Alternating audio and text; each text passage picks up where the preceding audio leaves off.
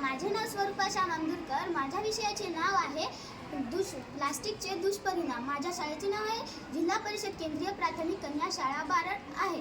आज मी तुम्हाला एक विषय दाखवणार आहे. त्यामध्ये प्लास्टिकचे दुष्परिणाम, याचे दुष्परिणाम काय आहेत ते आपण समजून घेऊया. विकसित भारत या कार्यक्रमातील आत्मनिर्भर या गटातील पर्यावरण विषयातील महत्त्वाचा घटक प्लास्टिक हा वापर आहे. प्लास्टिकच्या अतिवापरामुळे पर्यावरणाचे मोठे नुकसान होत आहे.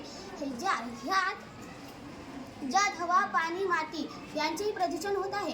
हे प्रदूषण वन्यजीवी आणि मानवी आरोग्यासाठी धोकादायक आहे. हे प्रदूषण मानवी आणि वन्यजीवासाठी धोकादायक आहे.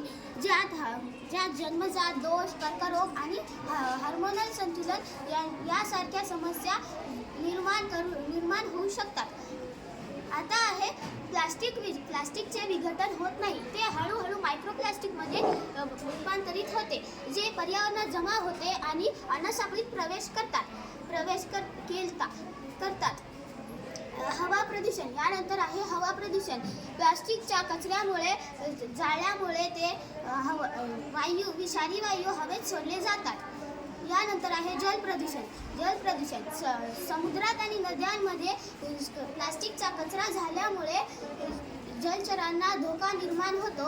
यानंतर माती प्रदूषण म्हणजे यात प्लास्टिकच्या कचऱ्यामुळे मातीची भौतिक रचना बिघडते आणि तिची पाणी धरून ठेवण्याची क्षमता कमी होते. यामुळे वनस्पतींची वाढही खुंटते.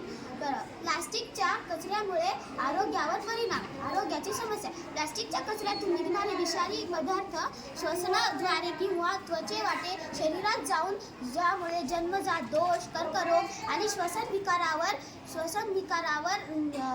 परिणाम करतात. त्यामध्ये आहे श्वसन विकारामध्ये गेल्यावर त्यामध्ये जन्मजात दोष, कर्करोग आणि श्वसन विकारावर परिणाम करतात. त्यामध्ये